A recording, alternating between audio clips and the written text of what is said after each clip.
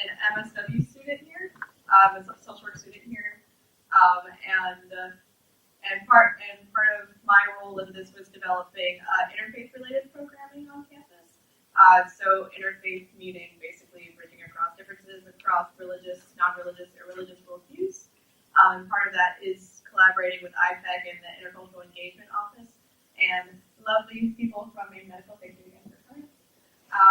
And along with this, starting next Thursday, next week, we're starting spiritual check-ins in the Interfaith Prayer and Reflection Room in the Alexander Lounge, and it's just 2 hours of where you're allowed to come and go to check in with myself and to check in with Richard about how you're doing in your program and what spiritual practices you're using to sustain yourself in your program.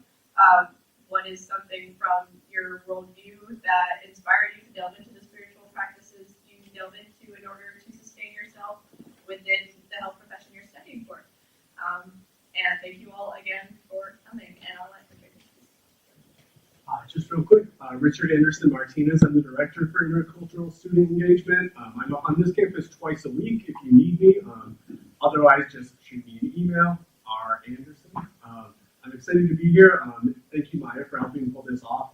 Maya sort of unofficially works for my office in the sense that I can't really pay her, but she was so excited to do this that it's happening anyways, right? So thank you, and thank you for all of you for being here tonight and to our guests. I'm going to turn over to each of you to introduce yourselves, as well as to explain a bit about your role at the UNE. All right, so we thought before we begin our formal introduction that we would take a few moments to do something that we do in the spiritual care department every morning at our morning meeting at 8:05, which is to center ourselves. So just to take a few moments, if you're comfortable, to close your eyes and take a few deep breaths and be present in your space.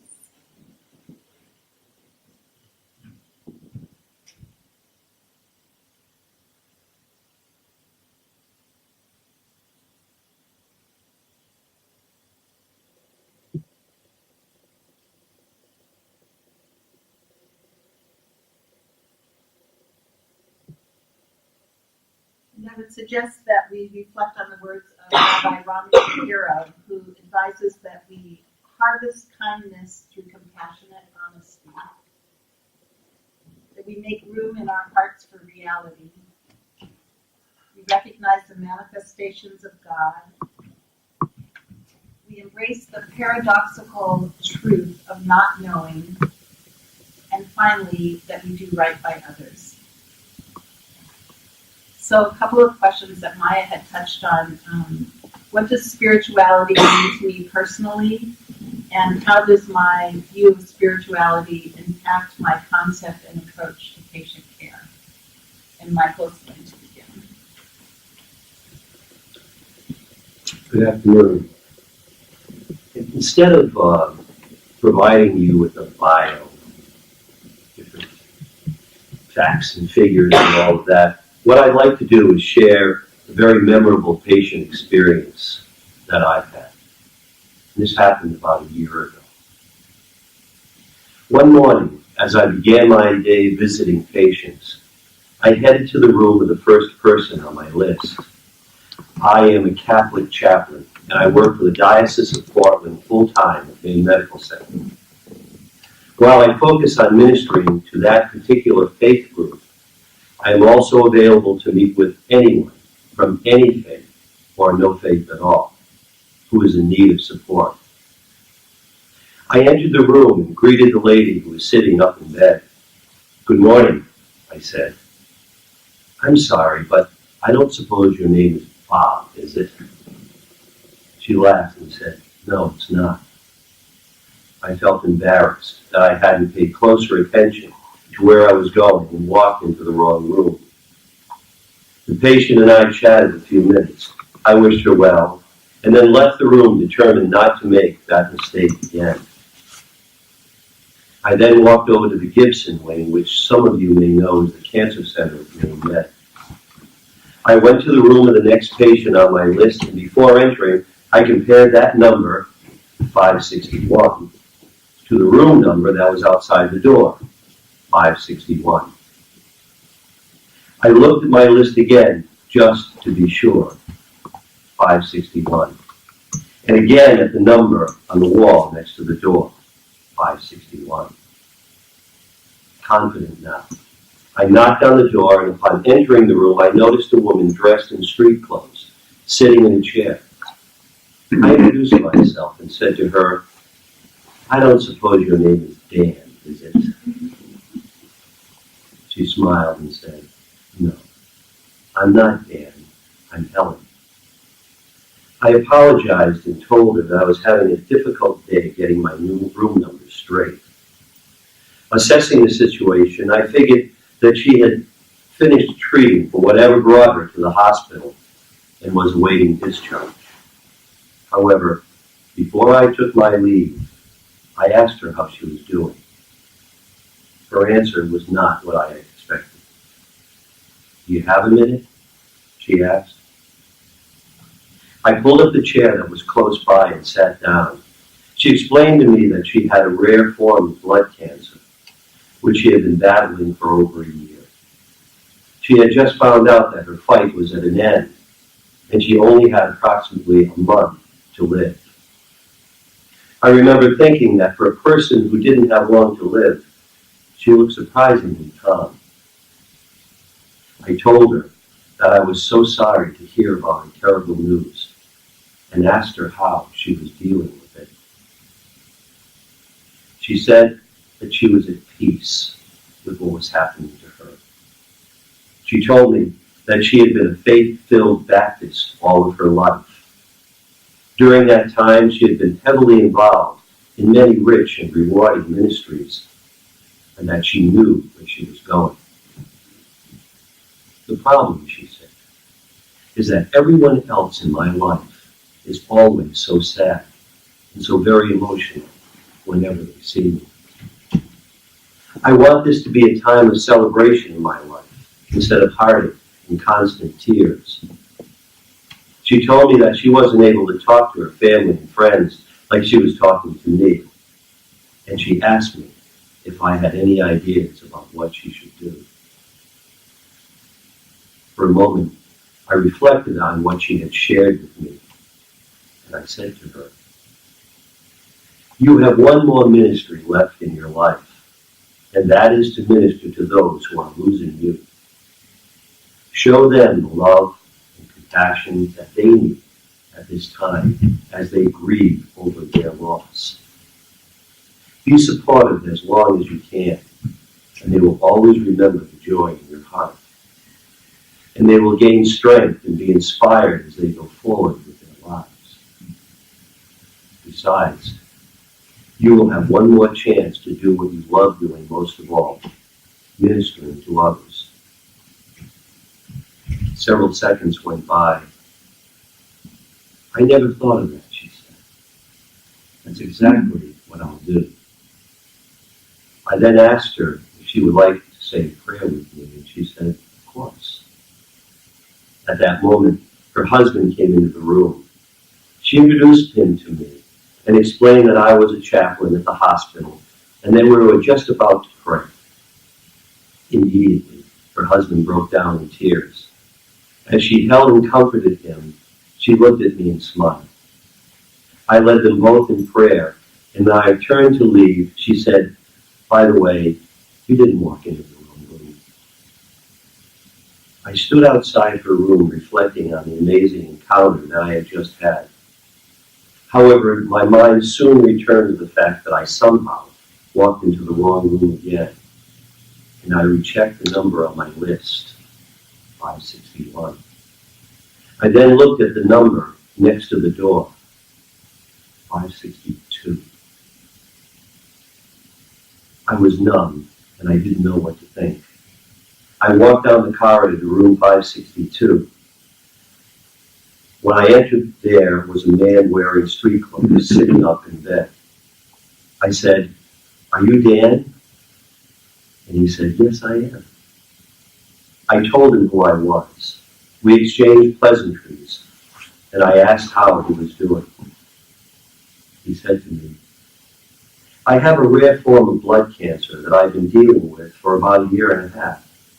I'm at the end of my road, and the doctors say I only have a short time to live. I have to tell you that I haven't been very religious in my life. And I said, may I sit down? Dr. Ellison called me.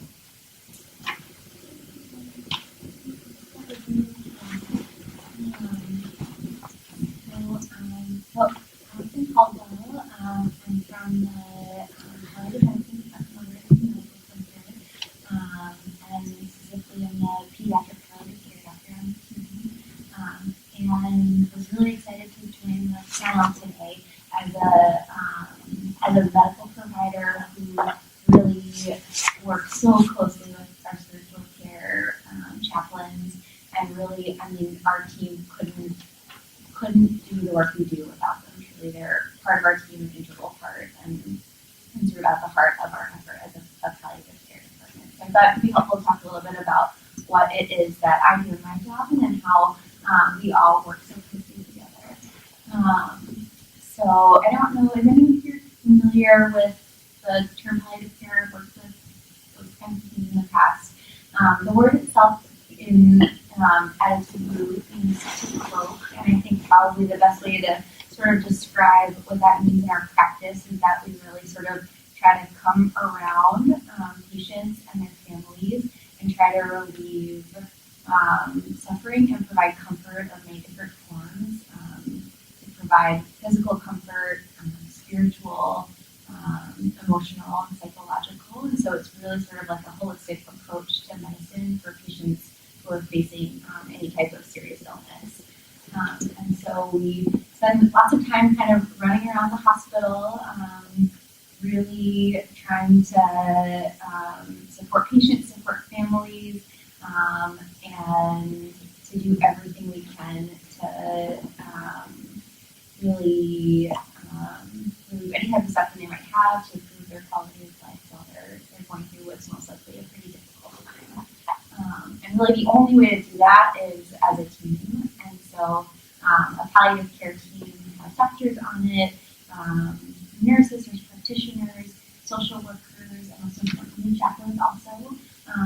And so we are constantly collaborating, talking, working together in patient care on an everyday basis. And I think Phil and I in particular have had the opportunity to collaborate really closely on a number of cases this year. And I think work both to support patients and families, and then I think another important piece of sort of having this collaborative interdisciplinary team is that we also support one another in what are often really quite difficult cases.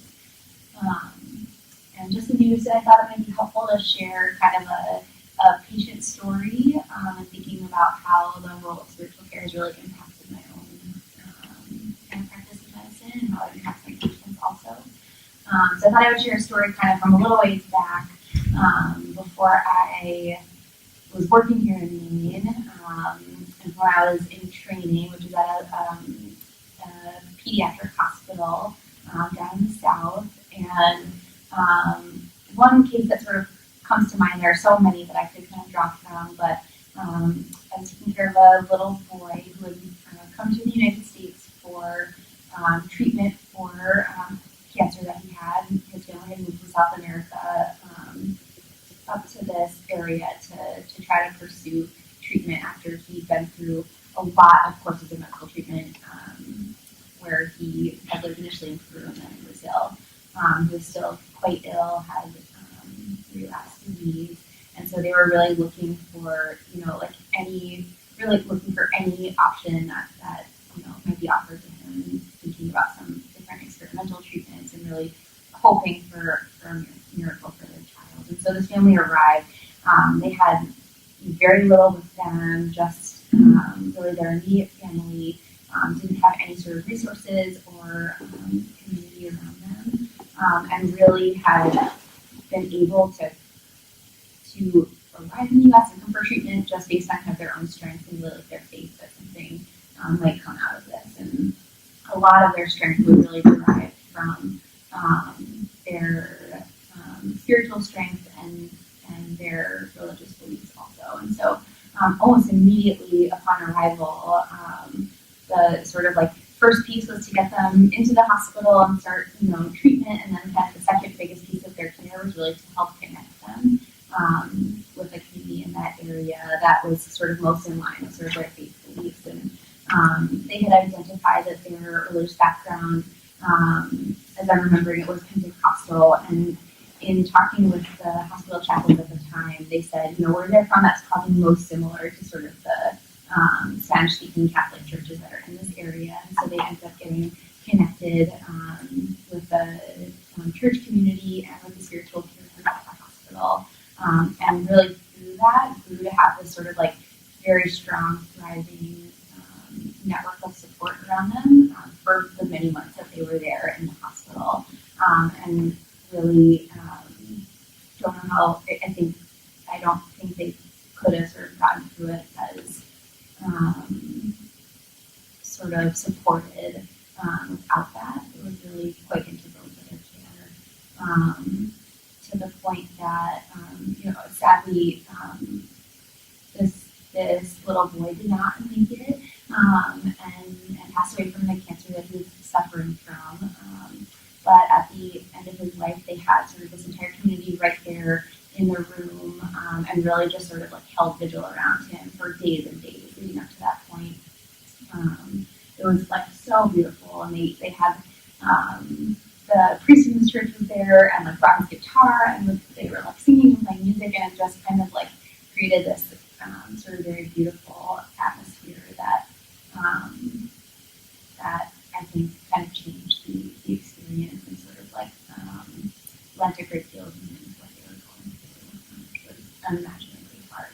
So I think that's just kind of one small example of a time in which the role of spiritual care and this connection to a kind of a greater community and greater sort of sense of spirituality just lent strength to a patient, to a family, and really helped them get through probably the hardest thing in their lives, I would imagine.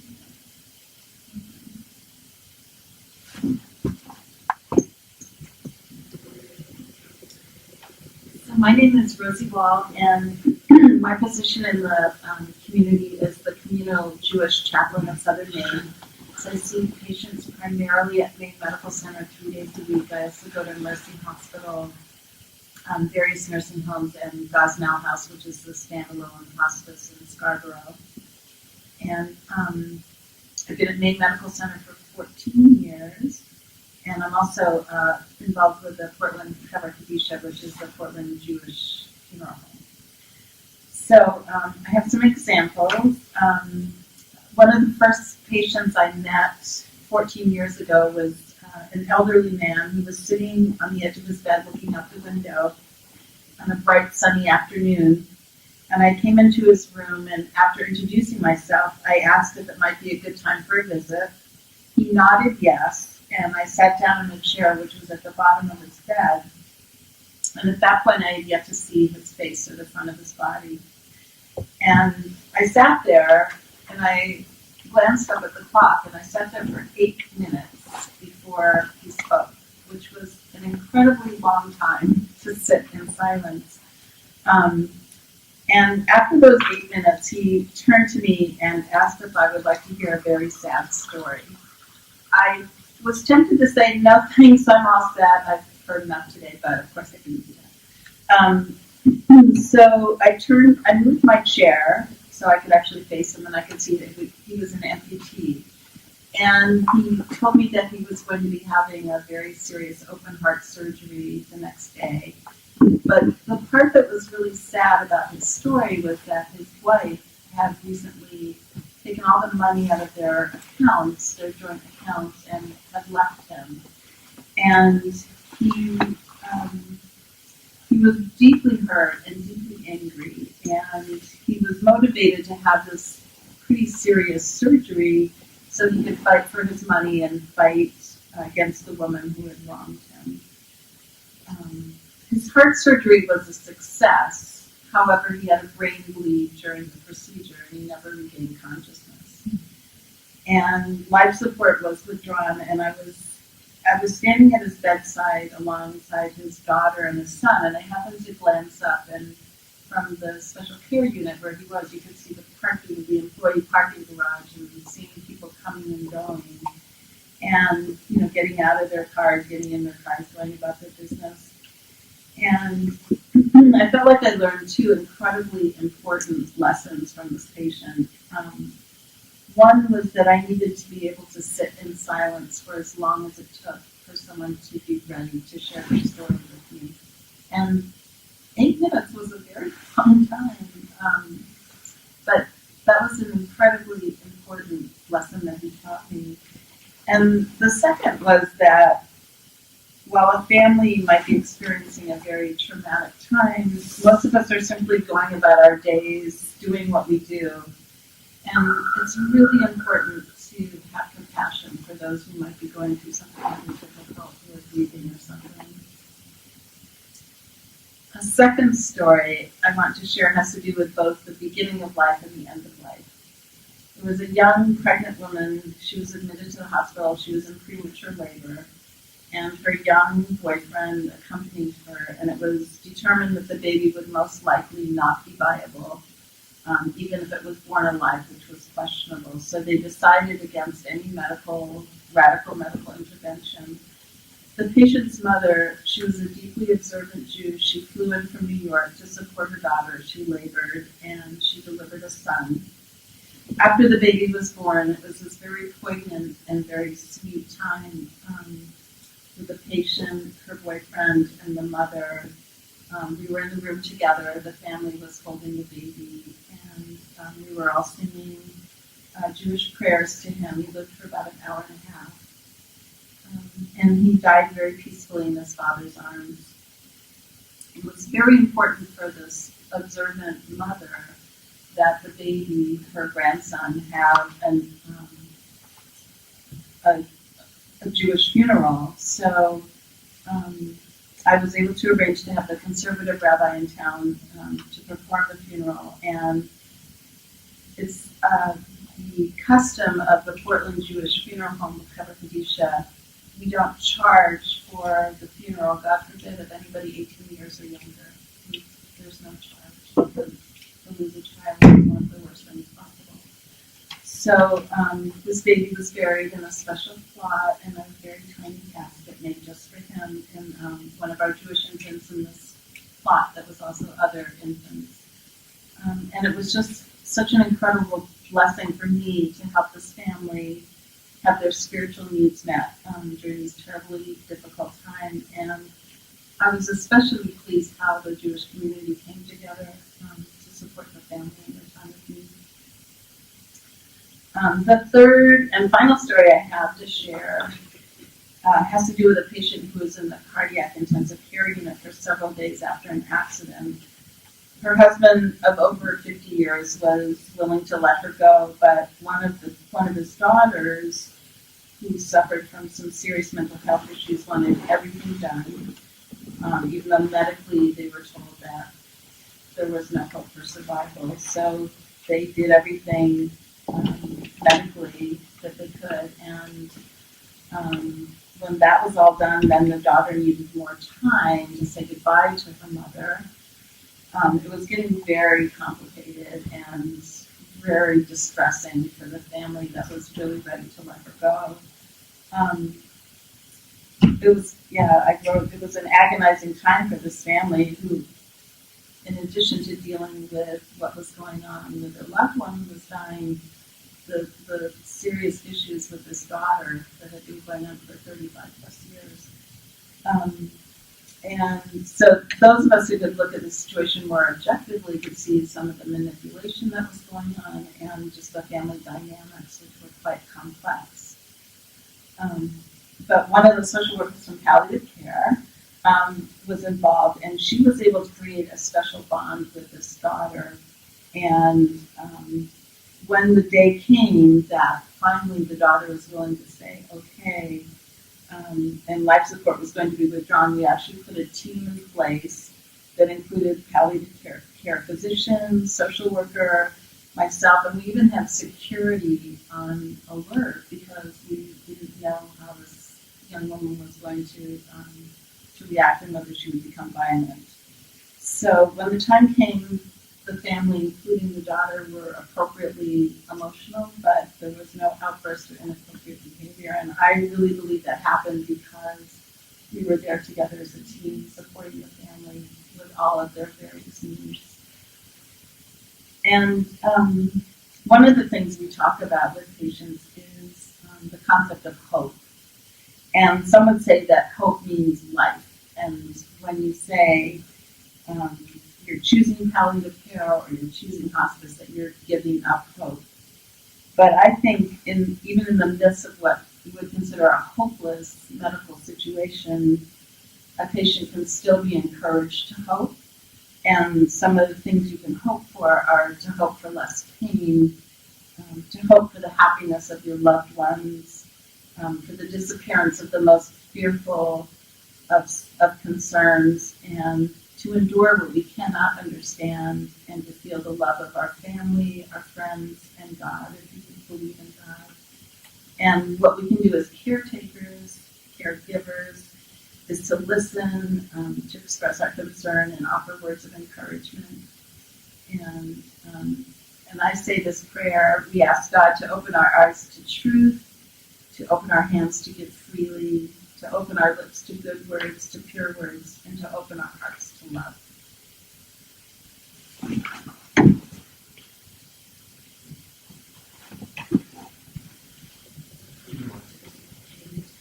Absolutely, yeah.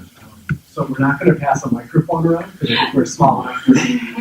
Does anyone have a question for anyone on the panel tonight? Please have questions. Remember the guiding questions. Yes. If you could restate those. Absolutely. So, yes.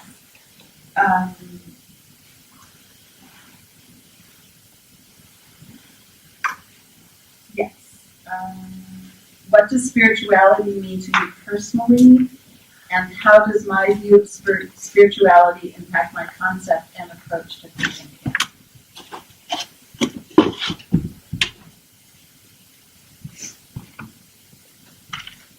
I'm wondering if you can speak to to how the hospital is able to respond to the spiritual needs of our immigrant community, particularly our neighbors who perhaps are Muslim. So there's not currently a Muslim chaplain on staff, but we have access to folks, and our experience has been that a lot of folks in the Muslim community have their own people that they want us to call on in particular. So it's not like a priest or rabbi, but we try to meet all the needs, and not just of patients but staff as well. I'm sure there's huge gaps, as there are. Like, you can't get to every patient, obviously, but for needs that are expressed, we do our best. Do you have a guess as to what percentage of inpatients declare a faith preference? That's a great question. Tell me what the biggest one is. Yeah, the biggest one is no. And Yes. E. The percentage-wise, I look at, I'm always interested in what the number of Catholic patients are, and probably that's one of the larger groups, between 25% and can be more at times.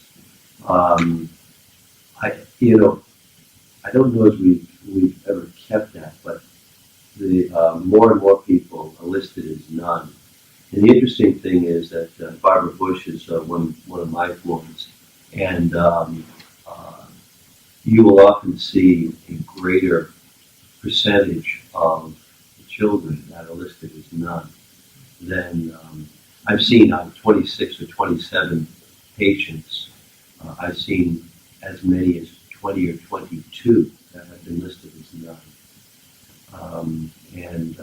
It's it's kind of a sad thing, but you see that.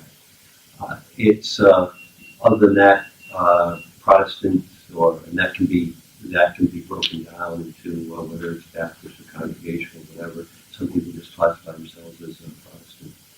Sorry, what's What's that? that? What's a sad thing? That They say none. that 20 out of 22. Why is that something? Because what that tells us is that there isn't any sort of spiritual background that's being talked about or identified with, or that sort of thing.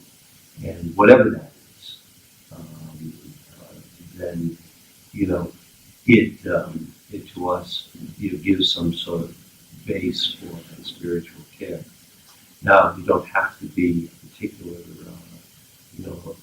religion, but if you're listed as none, then what that speaks to me anyway is that it's not even addressed. Yeah, I would not entirely agree with that because I think people have reasons for not listing a particular faith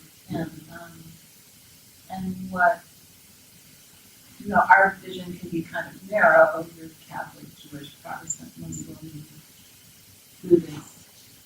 Trying to think of atheist. I mean, we have listing. You can be at Maine Med. You can be atheist, agnostic. These are some. There's like a ton of different religious designations. But somehow or other, none is the biggest one overall. I mean, some of it is clerical error when people come into the hospital and they're not actually identified correctly. Some of it is if someone's coming in emergent or through an accident, it's not like the top question you ask, like what your religion is. Although it probably should be, but they might be unconscious. So there are other variables, I think, but I think it's important not to be in a place of judgment, that if someone is not identifying with one faith group, that doesn't mean that they're not a faithful person. But we define that very personally. And there's a broad spectrum, certainly in Judaism, certainly in Catholicism, and I would suspect other religions as well, of a belief from one end to the other.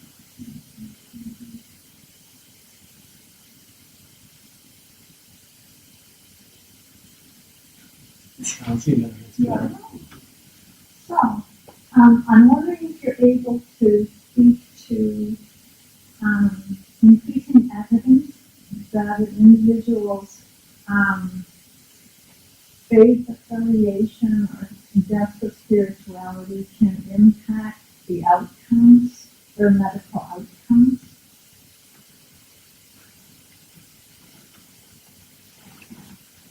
I can. I've had many experiences where people who have faith have a lot of hope, and that helps in dealing with the issues that they've got. It helps in dealing with death. It helps the relatives, friends, and loved ones. I have seen people that have been very deeply faithful, and with prayer lines and groups and that sort of thing. And I had a patient that I saw was a burn patient, who, to me and to the nursing staff and to the doctors, was having a healing process that was quite amazing. Whether that was because of that faith, I mean, we don't really know. But certainly, as in the story of the person that I gave today, she was okay with what was happening because she had a very deep belief of where she was going, and that her time on earth had been spent well, and that helped her through that period. And I would say, as a general statement, people who have faith, no matter what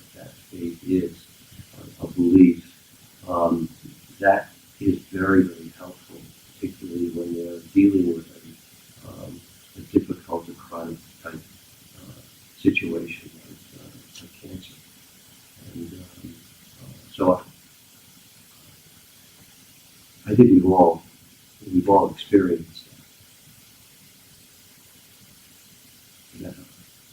Yeah, and it prompts another question, not to hog before, but this is an interprofessional event, and I'm wondering if you have thoughts on how a faith orientation would inform how physician assistants, physical therapists, occupational therapists approach their jobs with clients that they see.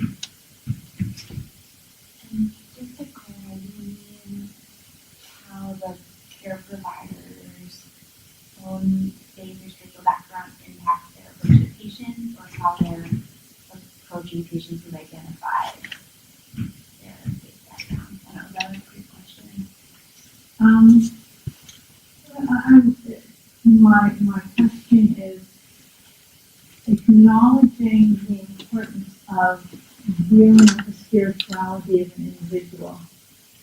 How should that inform the people that are not on the that are not spiritual members of the team? As if I were an occupational therapist, what would be an appropriate faith-informed way for me to deal with an individual? Are you asking more about sort of like what's the culturally competent or humble way to approach that? I guess cultural competence would be it. So not necessarily based, it's not necessarily on the practitioner's identity, right? But more about how they're responding to the patients. Well, if we're talking about a team, what would be the importance of a spiritually focused effort that what kind of presence and contribution should the OT or the PA or the PT bring to a patient?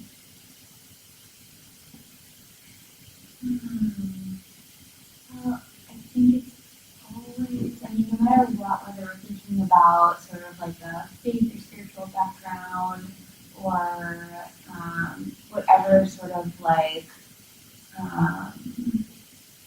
cultural or sort of individual context a person is coming from, just kind of like trying your utmost to always be sort of like respectful and mindful of what's most important to your patient. In palliative care, we spend a lot of time sort of delving into, for a patient and family, what values and what sort of like experiences are most important to sort of uphold, you know, including in the medical environment. And I think obviously those types of in-depth conversations can't happen at every, you know, for every physical therapist were to go through their day and have that type of conversation with every single patient. They would never have time to get through their whole day. But I think it's, you know, trying to be mindful of the patient as an individual, and when in doubt, sort of asking questions about what the right thing to do is, and always remaining sort of open-minded and also sensitive to the environment that you're in, so you can kind of pick up on maybe cues or perceive if someone's feeling uncomfortable with something. That's always important. And then too, if someone voices either discomfort or a particular preference, making sure to remain respectful of that. I think what Allison's saying is basically the way we enter every room is it's patient-led. Exactly. You know, we don't come in with an agenda, and I think that's appropriate for every healthcare provider, that it's, we don't walk into the room with our perceived, and I'm talking about spiritual, I'm sure like like specific surgeons and stuff like that, they do have an agenda, but that our job is not to come in and say, this is what we think you should do. We want to hear from the patient what their needs are. I mean, I'll give you an example. It's kind of funny. I was standing outside a patient's room. I could see them walking down the hall with PT and coming back to the room. So I just stood there and waited for them to come back. And when they got close to the room, the PT person looked and they saw my badge that said spiritual care on it and turned to the patient and said, "Oh, are they here to give you communion?" because they're Catholic and that was their frame of reference. Which, I mean, the patient and I both had a chuckle about it. We don't do communion in Judaism. So, you know, but a lot of times we just do that normally in our everyday lives, in our everyday conversations. We are who we are, and we bring all parts of us, our spiritual, emotional, psychological, et cetera, so that's natural to do. But as long as we're coming in with the patient's needs first, and I think they'll be forgiving if we do something, you know, blow it like that. But yeah, I think what Allison said was beautiful. Actually, just being respectful and listening. I think trying to be as approachable as possible too can go a long way, and definitely in whatever context we all kind of put our foot in our mouth at some point or the other, and saying sorry and sincerely meaning it, and coming back the next day and kind of continuing on and caring for that patient and family goes a really long way. And I have also a similar funny story. The other day, I've been working with a patient and family in the hospital now for a few months, so I've gotten to know them really well. And so oftentimes I'll go in and sit and chat with this particular mom. There's like a nice, comfortable chair in the room, and also a rocking chair, so we'll kind of sit there and rock and talk, and sometimes just kind of talking about what's going on in her day, or what's been good or what's been stressful. But this particular day, I saw her glance up at the clock, and I was like, oh, I wonder if she's expecting someone else to come. And then she kind of paused in what she was saying, and asked very politely, would it be okay if I stepped out, because it was her time of the afternoon where she always prays. I guess I just had my timing had never coincided at that particular time, and I was just so glad that we established this reform relationship where she felt like it was totally fine to ask me to get on out of the room so she could take that time. So that was pretty cool. Yeah. I would ask also if you have any heads up for regarding cultural sensitivity of people who are perhaps their beliefs make them uncomfortable having a medical profession of one gender or the other, or there are rules about making eye contact. Can you speak to that at all? I think wherever possible, it's important to honor those preferences and beliefs. There's certain situations where it's a true emergency, and in that situation, it may be hard to sort of find a provider of one gender or the other. That's really the only circumstance I can think of where it wouldn't be necessarily feasible. So, I know, specifically for Muslim patients, and then for some very Orthodox Jewish patients as well, really important not to have a male provider with a female patient,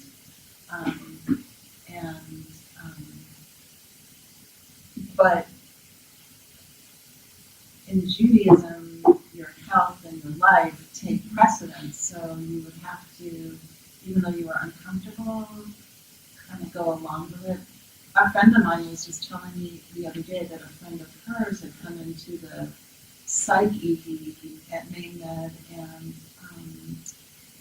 was Muslim and needed to go to Spring Harbor, and the two people that came to take her were male, and they had to put her on the gurney and put the straps in, and she was incredibly distressed. And this person was saying to me, why couldn't they provide female transporters? And I said, well, my guess is that they just weren't on duty at that time. Like, it's complicated, and there's not like an easy answer. I think always people are trying to do their best to accommodate, and particularly in issues like with modesty. Like there are at Maine Med, you can get gowns that are more modest, and sometimes that it's a big cultural change. This is a very white secular state, and there's a lot of change that needs to happen to catch up with new populations. And, yeah, it's not really answering your question, but I would say as healthcare providers in a profession, it's important to see ourselves as advocates for our patients. And so I think in a situation like that, as a health provider, if you knew that was that patient's preference, I think it would be important to do whatever you could to try and advocate on their behalf, knowing that in some situations there are limitations within the system, but really to take on that role of an advocate. Real quick, just a plug for my office. So we do have resources for cultural values related to patient care based on race and ethnicity, spirituality.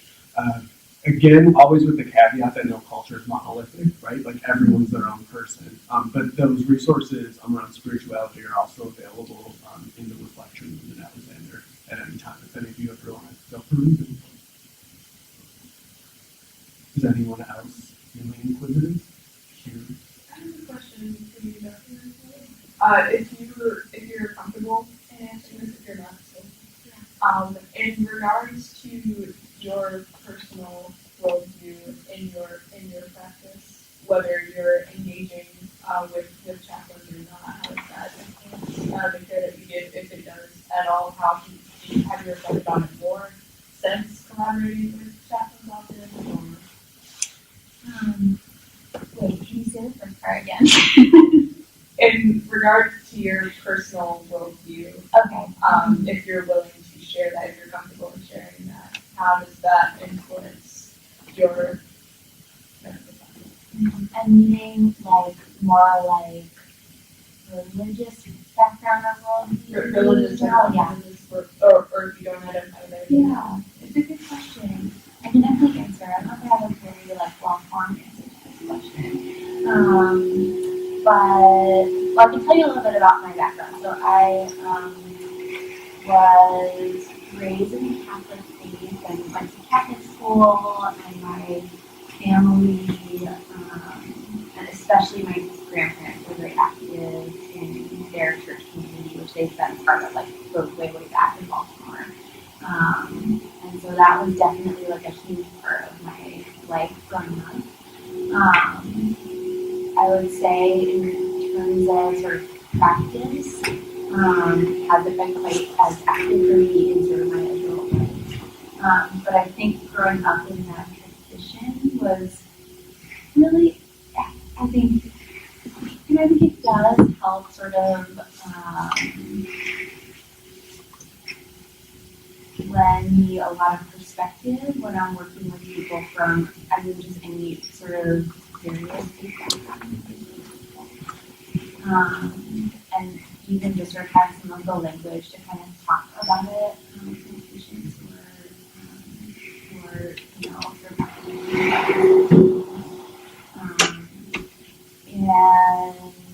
and then too, I think another important piece that's sort of interesting. So last year, as I think I mentioned briefly before, I was working in the South. I was doing my fellowship training in Memphis, Tennessee. And there was definitely, having grown up sort of more in the Northeast, there was definitely a different sort of presence of spirituality, I would say, there than I had experienced in the past, which was kind of cool.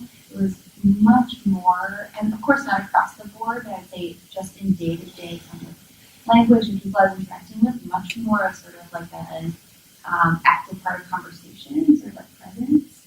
And definitely so for families who we were working with in the hospital. And we had just as the palliative care team does here, we had a pediatric chaplain who was part of our team, and really like quite actively engaged with all of our patients that we were working with there. And two of my co-fellows were from the South. They were from that area, and so we'd grown up in this tradition that was very kind of new to me. And so we had a lot of really like fascinating conversations and dialogue last year about how that sort of impacted their practice, how they talk to patients, And for them, it was like a very open part of their conversations with patients and families, and something that lots of families wanted as well, which was community also. And so they taught me a lot about sort of how to incorporate that into conversation when families are identifying that that's important. So, I don't know if that answers the question, but it's an ongoing process. I'm learning a lot from our spiritual care group. I have a question from a member of our audience that's watching online. So their question is, are there trainings offered at Maine Med to providers about spiritual care? And also, just what kind of questions do you usually get from providers about that spiritual care? What was the first part of that? If there are any trainings offered at Maine Med regarding spiritual care for providers in general? For providers? There's training, there's CPE training that's offered at Maine Med, but that's for people who are going through a chaplains course. For providers, I don't know.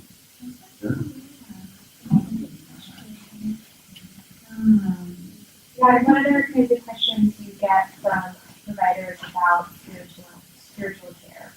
There used to be something called Schwartz Rounds, which was an interdisciplinary forum that, of course, was completely confidential, but from across the board, you could get presentations. You know, there would be a particularly challenging patient case, and then you would have spiritual care, you would have physicians, you would have nurses, you would have all different aspects of people who had been taking care of this patient.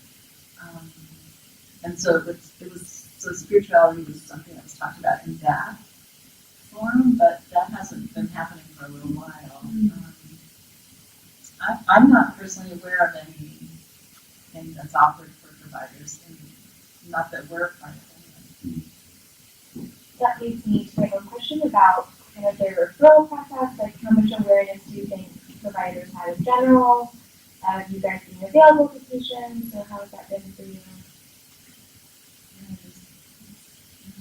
Well, if I'm hearing you right, you're asking whether there's some way for providers to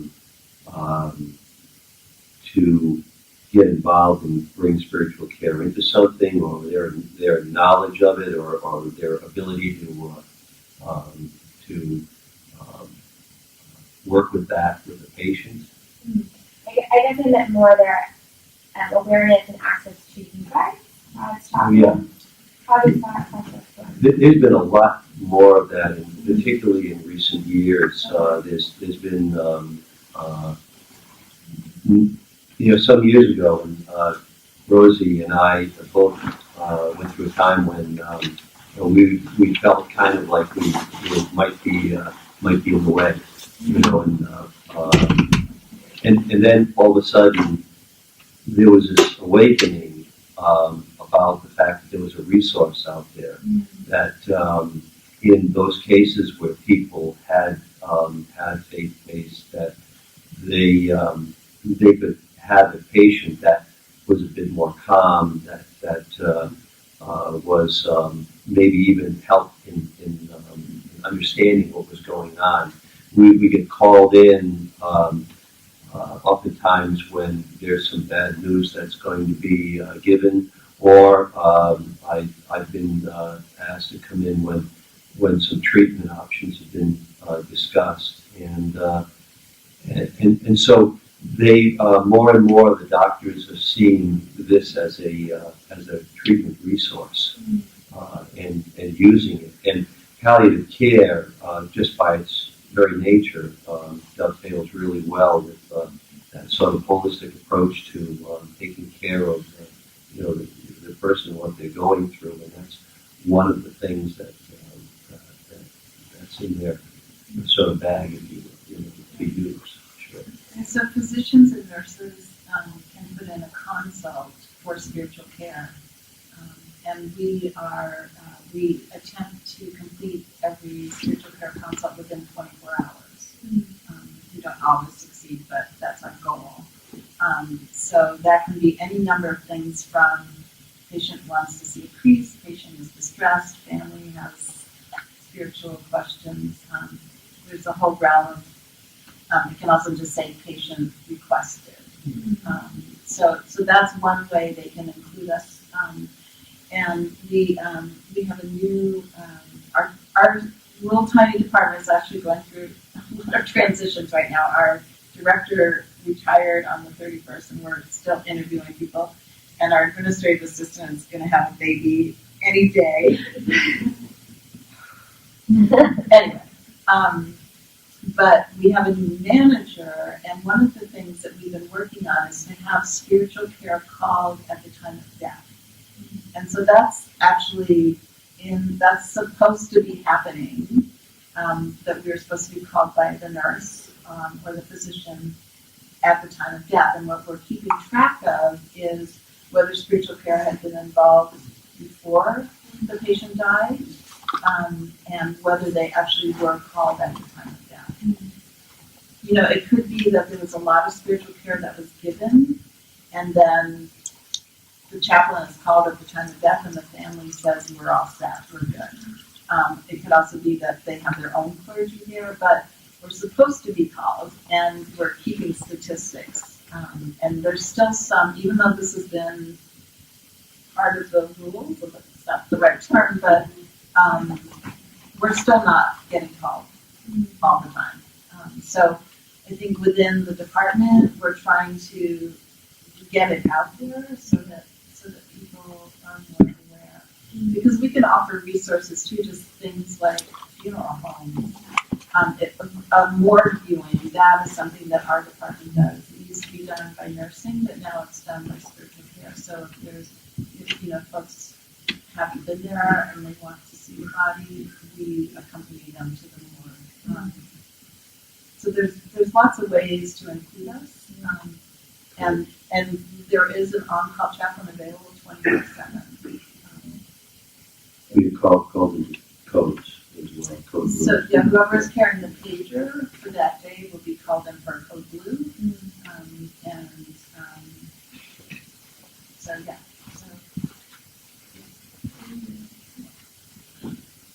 So some folks here, when they finish their programs, won't necessarily be working in a hospital setting or have that sort of centralized healthcare delivery. What strategies or suggestions do you have for folks who might be working in smaller clinics or, depending on program, maybe even running their own operation?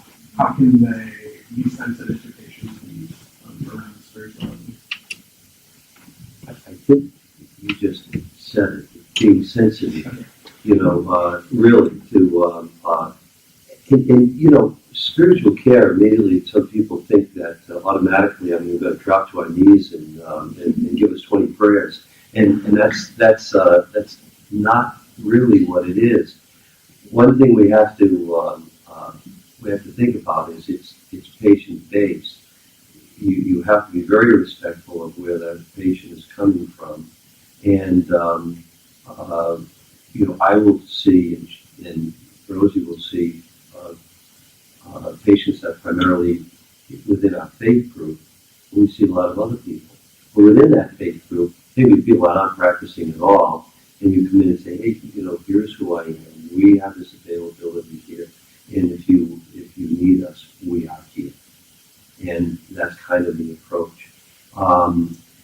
When Dr. Caldwell or one of the other palliative care team, they will become aware, possibly from multiple sources, different sources, the patient's family, or something that a conversation that there's somebody who identifies with a particular faith, and they will bring somebody in to help out at that point. And but it's not, okay, you're going to listen to this person, now you're going to you're going to practice, or you're going to pray, you're going to do something. That's not how it works. And I think it's really important when you're providing care, wherever it is, that you are your own person, and you want to own that, and you want to be who you are. But you're taking care of someone else, so you need to be really sensitive and respectful, and let them tell you show you or hint at or whatever, they might be needing or wanting from you on a spiritual level. The spiritual level could mean, anything from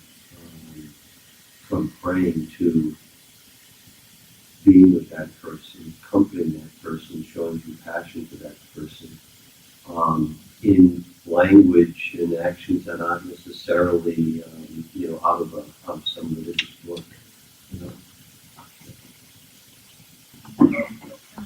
matter the setting, when patients are coming to see us with a very vulnerable condition, and oftentimes they're going through something that's incredibly hard, much more than we can even imagine if they're healthcare providers. And so I think being sensitive to that and helping to foster a patient's ability to maintain their sense of identity, no matter what that is, in the healthcare setting is a part of what we do. Yeah, I have one very technical question and a little more of a deeper one. But are you paid by insurance? It's kind of a technical question. No. Sure not. We are. This is. We have a number of.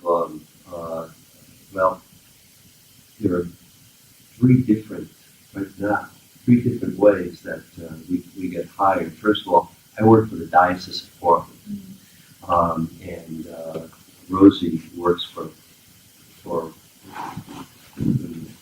Who do you work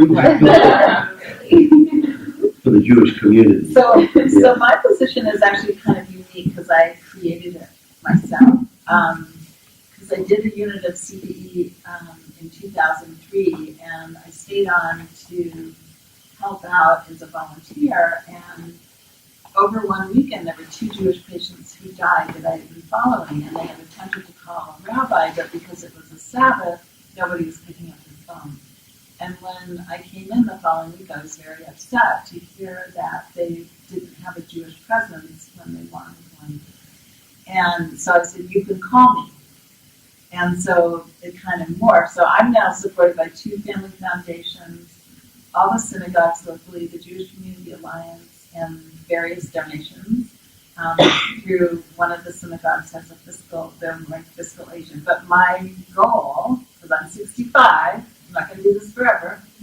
My goal is to actually have this position as part of the Jewish Community Alliance, which is our umbrella organization, or whoever wants to do it. But so my situation is really unique. I have to fundraise to pay myself, and I don't get, I don't have any benefits. Well, I get a lot of benefits, but not the typical kind. So my situation is really unusual, and we're not in a position to bill. No. We have chaplains that are paid by the medical center.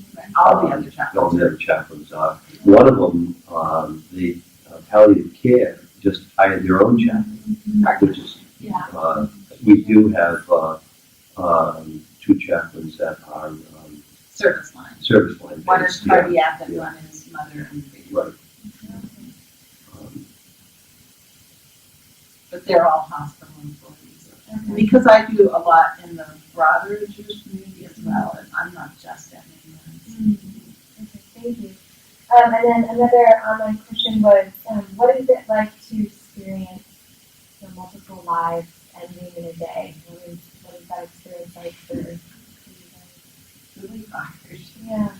I'll tell you one experience I had. There was a woman that I met. I met her the day she got a really terrible diagnosis, and she was in and out of the hospital for about 9 months, and I got to know her really well. And the day she came in, or the day before, she came in for her final admission, and she was actively dying.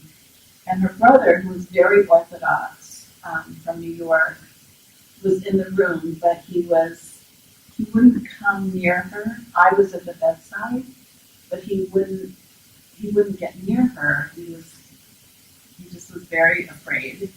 And so at one point I started asking questions like, well, well, how was she as a big sister?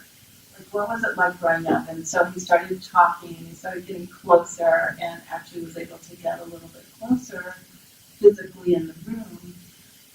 You know, he was telling me stories about how she used to protect him, and you know, she was such a good big sister, and it was a way to kind of bring him closer. But they had been estranged for many, many years, and during that 9 months, he had never come to visit her, and I think that was her choice.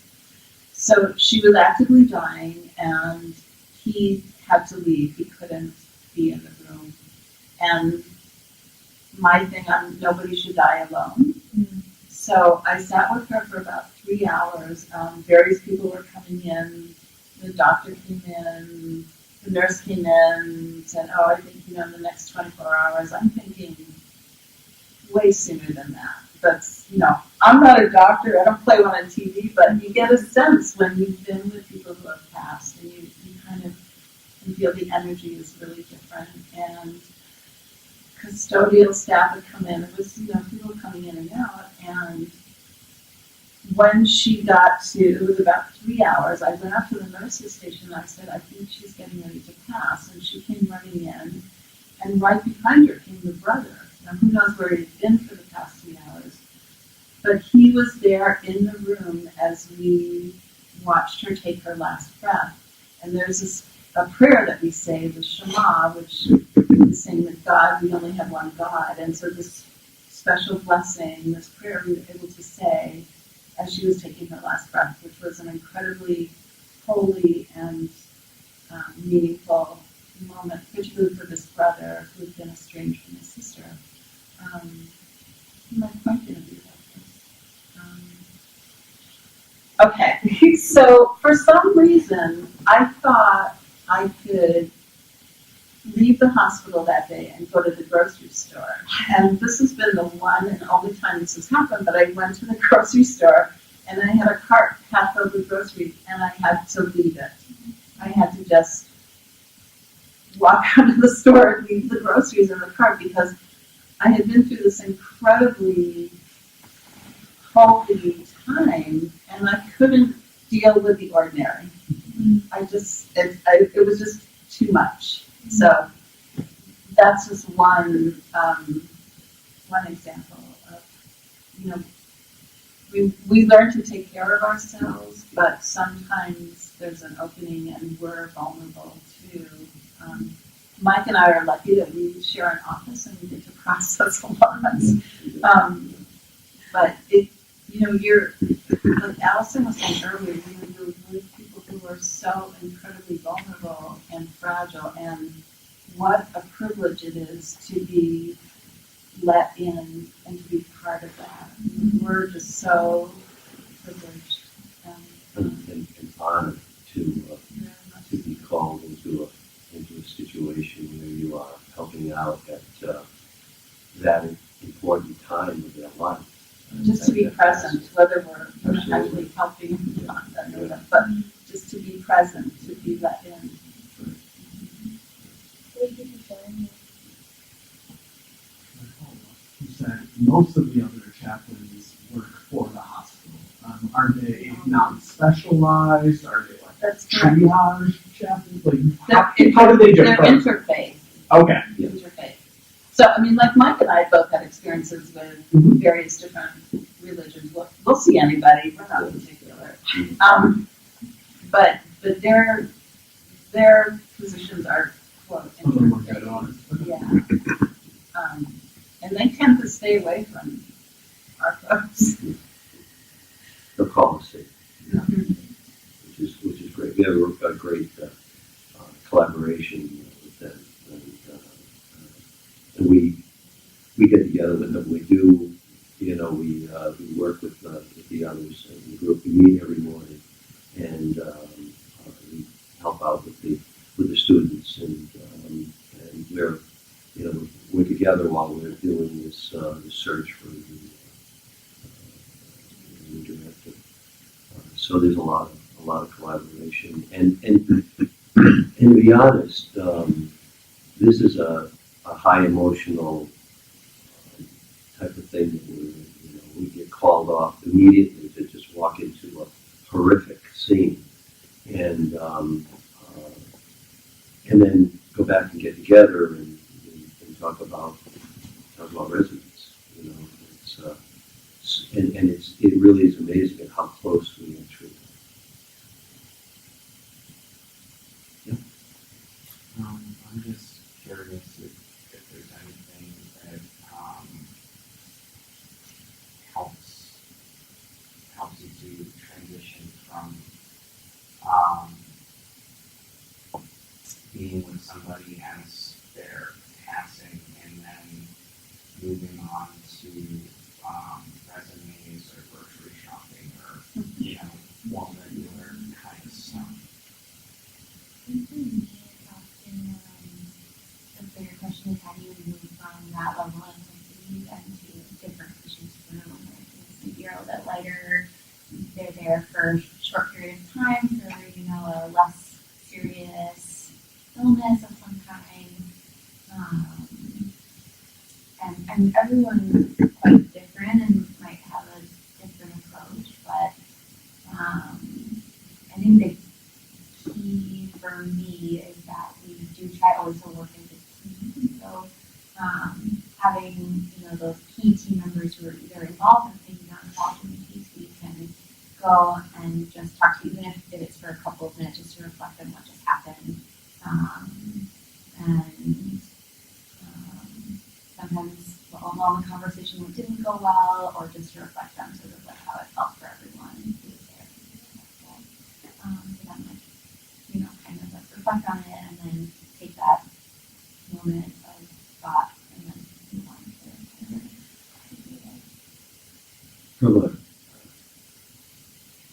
From a faith standpoint,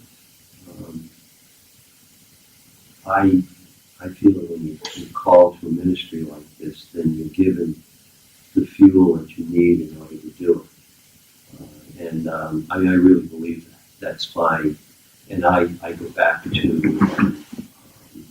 being in that spiritual moment, to praying, to being in a spot where I can process this, and to having some good people around that I can talk to as well. There can be days where you can have multiple very difficult situations that are going on, maybe 2 or 3 passings, and other things that are very difficult. Something up in Barbara Bush, that's one of my forms,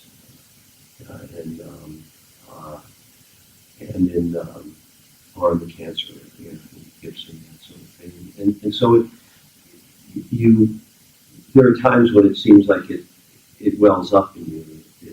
It's difficult, but then you try to go to that spot, whether it's by yourself or talking with someone, processing it to get through it.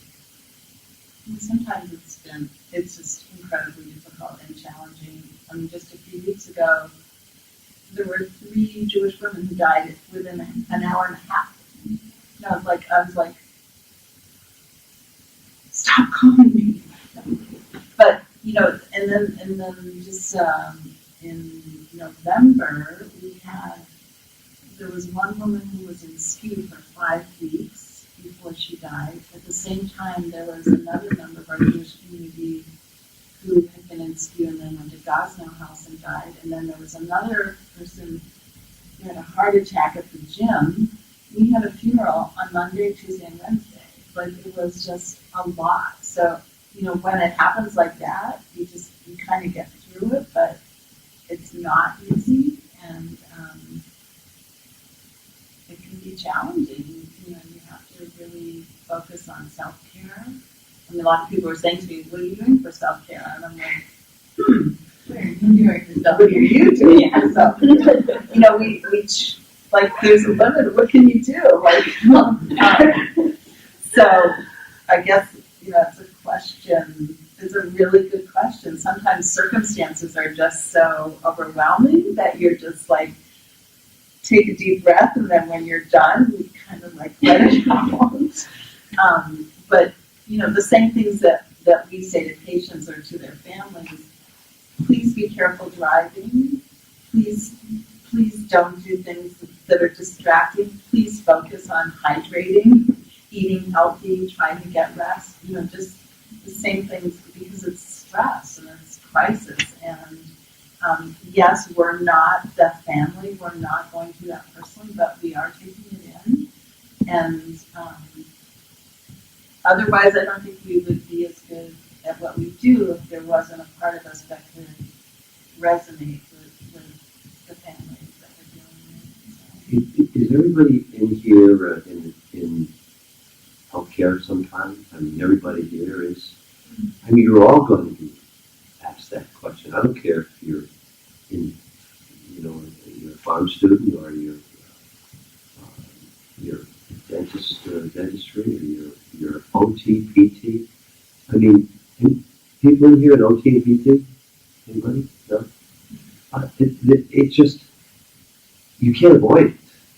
You're going to be, you're dealing with patients at a very difficult time sometimes. Hey, you can have a run-of-the-mill, yeah, I did some fillings today. But there are going to be those times where that person is super sensitive and you're feeling bad that that you're involved in causing pain. There's an infection, there's this and that. There's all kinds of things that happen. So part of that calling that you have is the compassion that you can give. And that's really part of the game. And when you're able to give that out, you get something back. Particularly when it comes from the heart, you get something back.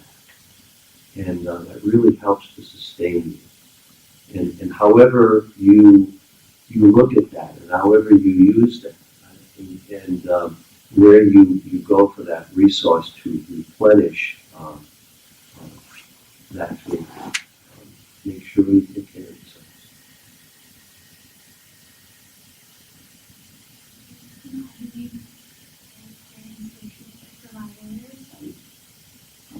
That primary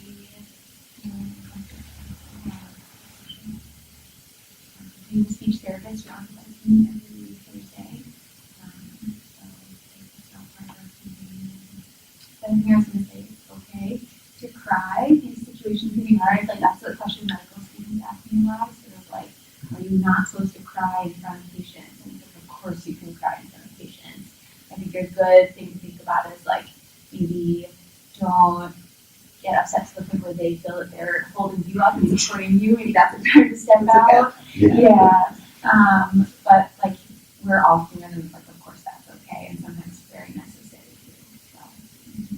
And sometimes people will ask do you ever go to funerals? Yeah, and of course, yeah. Yeah. So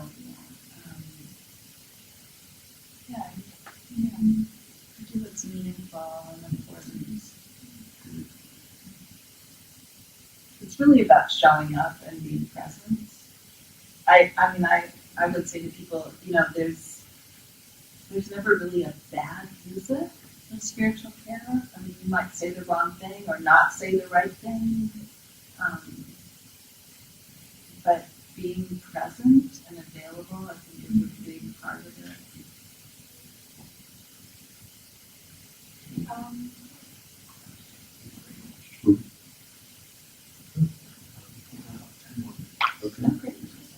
Does anyone else have any questions? We're coming up on our 7 o'clock time. I think they really answered my question on the advice for senior professionals, like how the traumatic, stressful, someone or how to actually tackle or not evaluate in your own way. So I feel like that was pretty good. And then for me, since I'm a third-year pharmacist, I would have this rotation of some of the most trauma. So how is that going to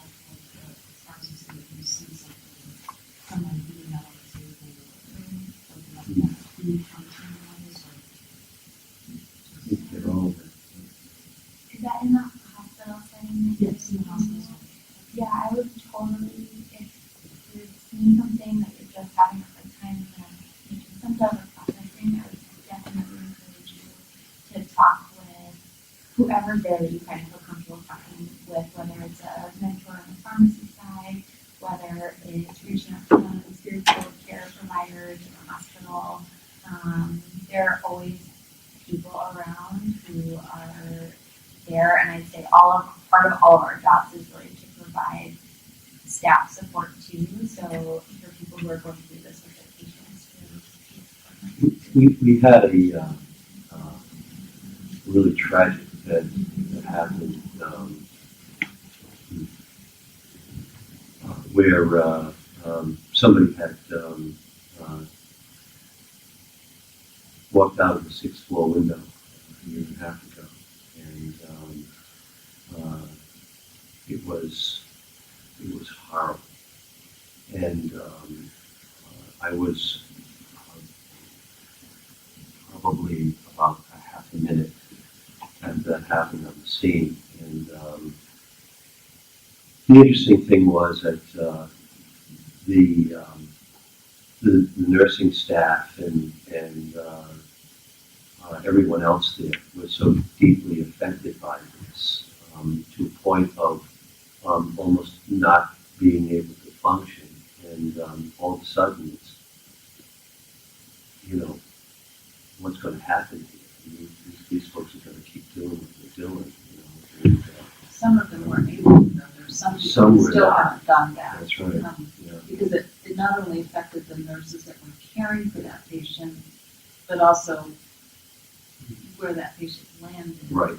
Exactly. The people who had gone out to have a smoke, the people who were at the front desk when the media and everybody started, I mean, the repercussions of that were huge hospital-wide.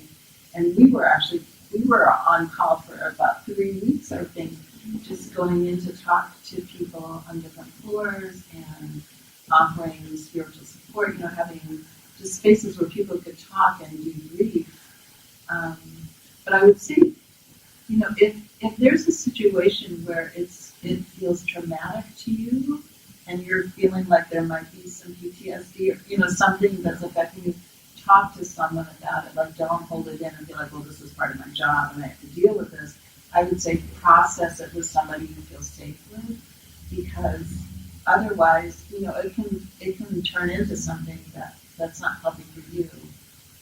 And I mean, the first time I saw someone, on life support, I mean, your eyes are open. You're seeing something you're not used to seeing that's not part of our regular life. And so I think it's really important to be aware of what's affecting you and how it's affecting you, and just to make sure that if you're still thinking about that a week later or 2 weeks later, like, maybe it's a good idea to process it with somebody. And also, A real eye-opening thing on that whole thing was we were talking to the nurses, and one of the nurses came up and said, we don't deal with this. Right. This is, they deal with this in the ED. We don't deal with this here. We do with the cardiac floor and Our six no, Oh, I know, but I was dealing. Oh, I see what you're saying. Yeah. Okay, got it. Okay. So they didn't. That wasn't something that they saw and dealt with on a regular basis. I thought, well, everybody's a healthcare provider, everybody's a nurse, but it's a matter of what they what they were used to, and this was way out of the comfort zone. I would also just remind you all, while you're enrolled at UNE, right, you still have access to counseling services, even if you just need to respond or get it out. And there's a 24-hour hotline you can always call as a student. So if you're out on a rotation somewhere across the country, across the planet, like not near, again, you can still call that number. And they can connect you to national numbers. They can get you in contact with people back on campus if you need anything like that. And because as part of my worldview, I'm also very eternally optimistic. I would like to end on a big note, which is that I feel like we've talked a bit about kind of definitely the heavier aspect of our job, but I also just wanted to point out that I feel very lucky that one of the other parts of my job is related to be there to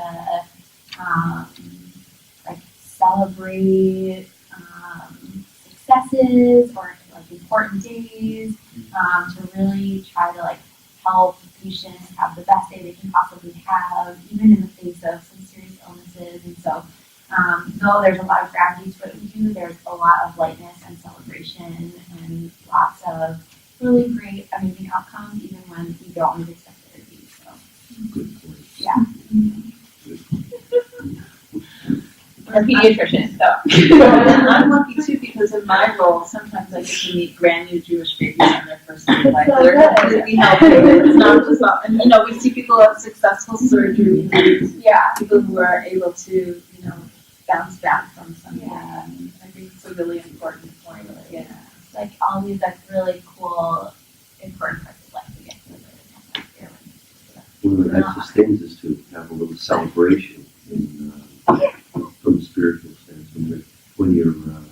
When somebody is getting out of hospital, I feel more about, that's a wonderful thing. And the other part I would say about that too is just, it's so incredible what the human body and the human spirit can go through and come out of, and it is totally amazing. So, Especially if they're so resilient. Thank you, everyone.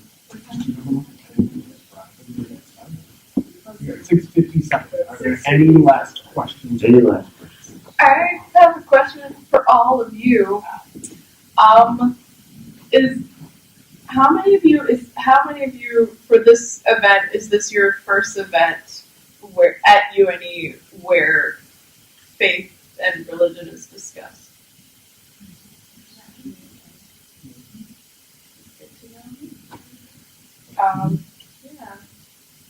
Yeah. And another question, and you can either shake your head as a way of response or say something quickly about it. But how often do you talk about faith, religion, or non-religious worldviews in your study right now?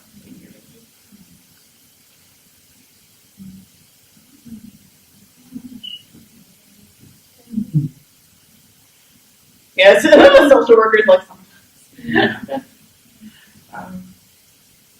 Thank you all. And thank you all for coming. If you have any questions about the Interfaith Prayer Reflection Room, spiritual check-ins, come to me. And they have great information about Chaplains and brochures.